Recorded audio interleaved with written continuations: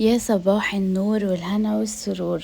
طبعا الفيديو ده هينزل لكم متأخر، انا عارفة حقكم عليا، بس ده كان يوم الوقفة. ويوم الوقفة ده بالنسبة لي بيبقى يوم مميز جدا جدا جدا، لان احنا بنسهر فيه لغاية الصبح انا واخواتي واسراء وكده، بيبقى اليوم كله لعب وهزار وضحك وكده. احنا بنحب جدا يوم الوقفة عشان بنعمل فيه كل اللي احنا عايزينه. فهنا بقى كنت بحضر الفطار، لان احنا كنا صايمين الحمد لله.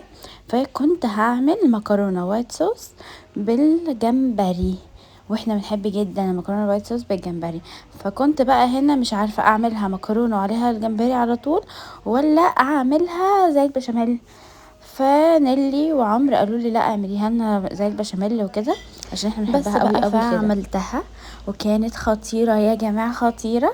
بس كان فيها حاجه واحده بس اللي ناقصه، وهي الملح. لان انا كنت صايمه فمش عارفه ادوق، وكنت خايفه الملح يحدق مني شويه وكده.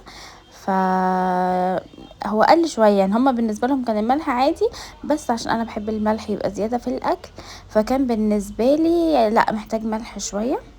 بس عملت بقى الجمبري زي ما انتوا شفتوا، حطيت البصل وحطيت فلفل وحطيت طماطم وحطيت الجمبري وقلبتهم مع بعض، وحطيت عليهم كاري وملح وفلفل اسود.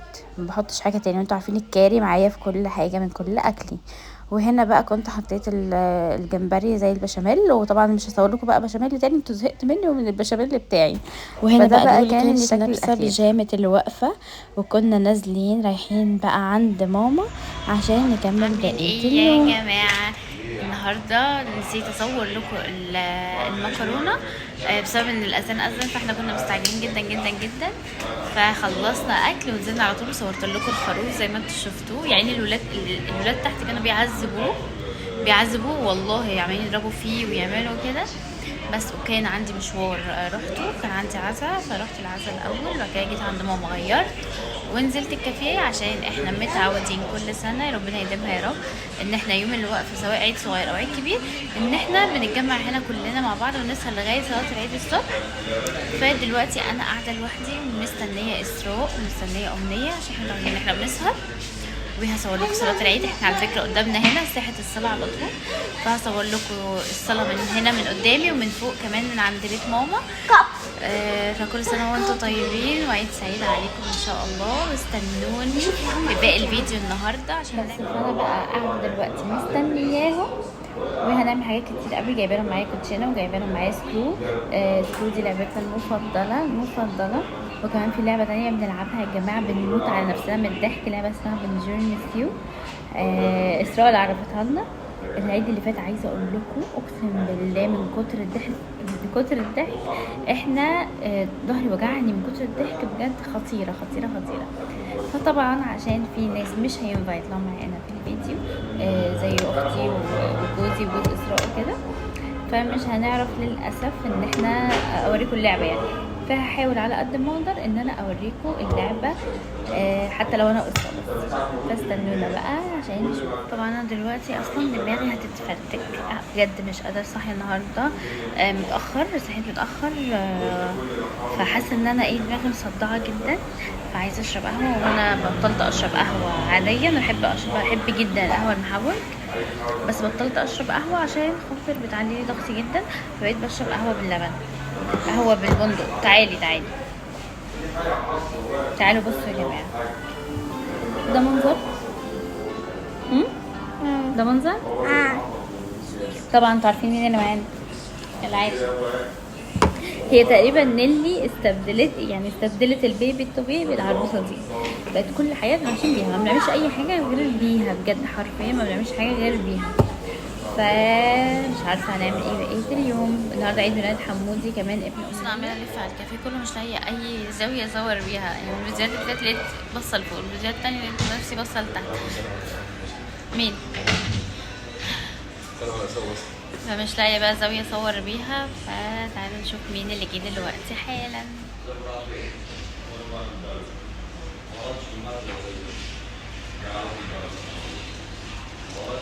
ما جبتلناش لب؟ لب اهو. ده لب؟ كذابه. وهنا بقى كنت خلاص شربت قهوة بالبندق وبرضه ما عملتش معايا اي نتيجة، فقررت اشرب اسبريسو بما ان اصلا انا بتعب جدا من القهوة العادية، فقلت لا هجرب اسبريسو المرة دي مع ان هو اتقل، بس قلت هجرب كده يعني نشوف هيعمل ايه. فحبيت اوريكم طريقة الاسبريسو. طب ليه بقى دي طبعا بتنزل معاك؟ هنعرف نعملها في البيت. ليه دي بتنزل معاك؟ بس انا بحب الاسبريسو جدا جدا، مع ان هو مر يا جماعة قوي، بس بحبه يعني، بس مش ان انا لدرجه اشربه كل يوم، يعني ممكن اشربه كل فتره او اشربه في اليوم اللي انا محتاجه افصل فيه، وهو فعلا عمل الواجب بزياده. دلوقتي بقى عملت الاسبريسو عشان خلاص عايزه انام، فعشان اقدر اكمل الصبح عملت كوبايه الاسبريسو دي تحفه يا جماعه، تحفه تحفه تحفه.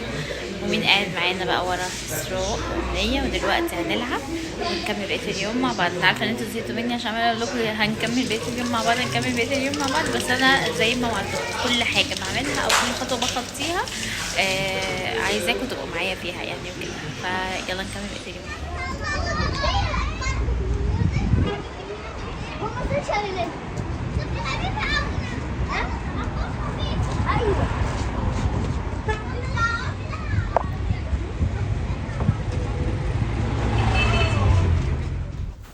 وهنا بقى كنا بنلعب هنا سكرو، يا جماعة وانا كنا خلصنا كالعادة ننام ومعانا واحدة استني عشان بتكلم. بص انا بتكلم، هي عايزة تتكلم معايا فكده مش هينفع. انا بتكلم الاول ده. احنا جايبين اكل دلوقتي وهصوره لكم حالا حالا حالا قبل ما اسراء تقول لكم ان هي اللي هتصورها لكم. اسراء هتصور لكم اكل حسن. لا هصور. ما شاء الله. بصي تحبي تقولي ايه معانا النهارده؟ احب اقول هابي نيو يير. حسبي الله ونعم الوكيل. ان هي مش ناوية تطلعي معانا؟ ها؟ بطلع اقول الحقيقه. بصي الصوره من الحج. شفتها. يا جماعه قولوا للامنيه تطلع معانا. تطلعي؟ المره الجايه هتطلع معانا المره الجايه، وعد وعد وعد وعد. دي زين الفيديو. عايزه بيبسي بقى. ودلوقتي خلصنا الاكل خلاص. احنا دلوقتي الساعه 4 الفجر، زي ما قلت لكم ان احنا بنسهر لغايه العيد، بعيدا عن الصوت اللي احنا سامعينه يا جماعه ملناش دعوه. ولا تحبوا اوريكم الصوت جاي منين؟ وريهم. ايه ده؟ لا مش جاي مني هنا، جاي من حد فاستنوا اطلع دلوقتي وهصور لكم صلاة العيد. استنونا يا جماعه. ده المنظر من عند ماما من فوق، شايفين المنظر عامل ازاي؟ شايفين بلالين؟ بصوا بلالين اهي، وبلالين اهي، وبلالين اهي.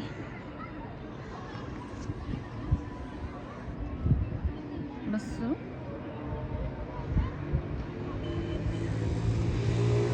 واحنا قاعدين تحت.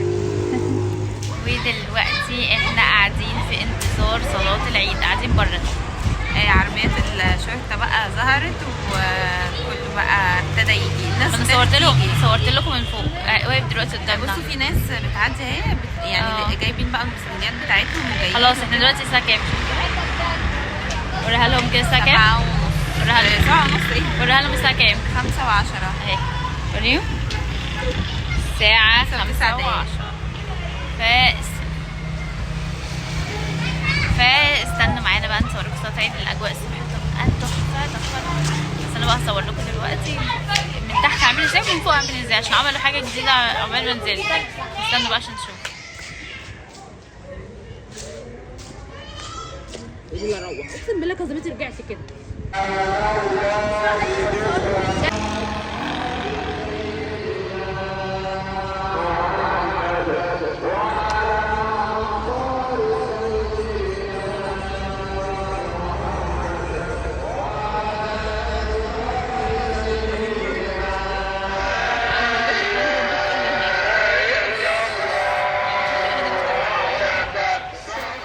وهنا بقى كنا مستنيين البلالين تنزل بعد الصلاة، وكنت كل شوية عمالة ابص خايفة تنزل من غير ما اصورها، بس فكانوا لسه بيفكوا الحبل بتاعها، عمالين يشدوا. بس البلالين كانت مثبته يا جماعه، مش عايزه تنزل تقريبا، خايفه من الناس. شايفين الناس اصلا كلها عماله تبص فوق مستنيين البلالين تنزل. وادي البلالين وهي بتنزل كان شكلها خطير، كانت تحفه. لكن بقى قعدنا نستنى البلالين اللي هي قدام البيت دي بقى عشان تنزل بقى، بس كانت ماسكه جامد يعني. قعدوا يحاولوا، شايفين الولد عمال بيشد فيها، عمال يحاول يفتحها، مش راضيه تفتح خالص، كانت معلقه، فضلت معلقه كتير جدا.